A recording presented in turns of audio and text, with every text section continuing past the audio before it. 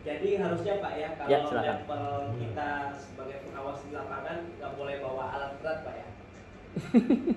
Ya Pak Ketua ya. Jadi maksud saya begini. Kadang ada juga kita tuh Pak nggak puas dengan hasil kerja anak buah. Ya.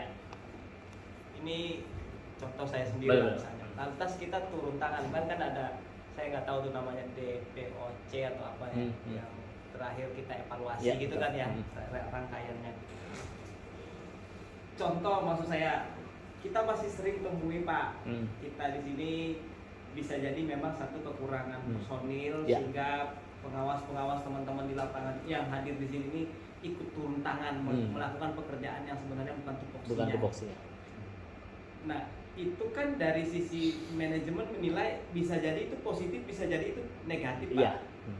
Bahwa tugasnya sebenarnya luas daripada misalnya Mama Pak Kacong misalnya tugasnya di stockpile Pak, punya anak buah begitu banyak operator. Nah, tentu nanti Pak Kacong bisa jadi juga pegang alat berat juga, turun tangan langsung. Jadi ini positif poin atau negatif poin?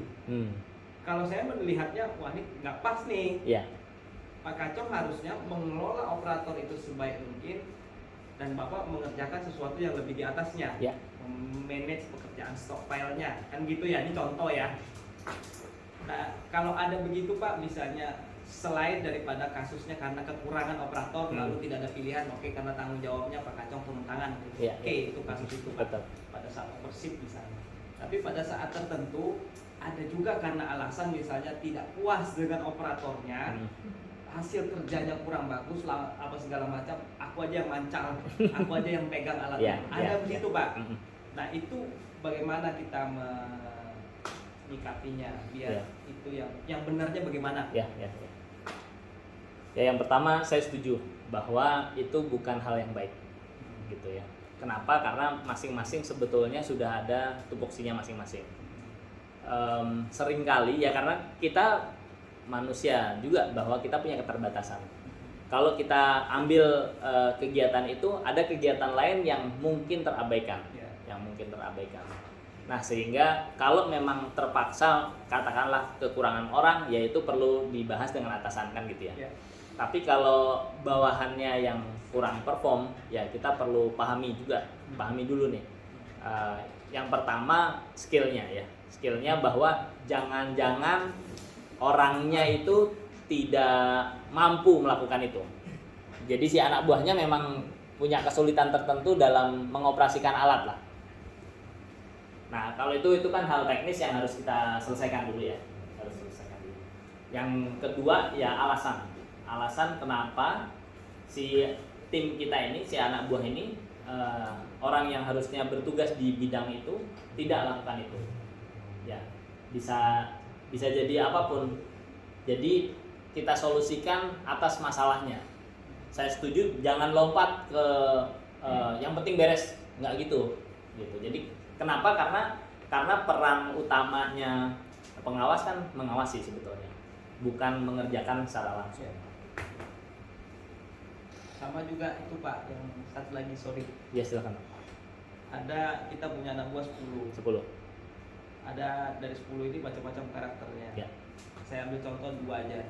Misalnya ada di situ yang menonjol, enak sekali Pak, disuruh itu tinggal suruh aja beres lagi kan. Ya. Ada lagi yang karakter satunya, ini kalau mau suruh debat dulu sama anak buah satu ini. Sehingga yang sering debat ini nggak dikasih kerjaan, yang disuruh akhirnya yang nurut ini aja. Ini menurut saya juga sering terjadi seperti ini. Artinya sebenarnya kan fungsi kita sebagai leader, kita bisa mengkomunikasikan si anak buah yang berdebat dulu ini baru disuruh, ya kan Pak? Iya, betul. Nah, jadi itu juga mohon masukan bagaimana trik-triknya ya, berkomunikasi agar di peraturan perusahaan kita di Warna sudah dibekali bapak-bapak ini sebenarnya. Kalau anak buah di bawahnya tidak mengikuti instruksi yang benar, dia memiliki kewenangan untuk memberikan punishment Pak. Oh, hebat. Ya kan gitu ya.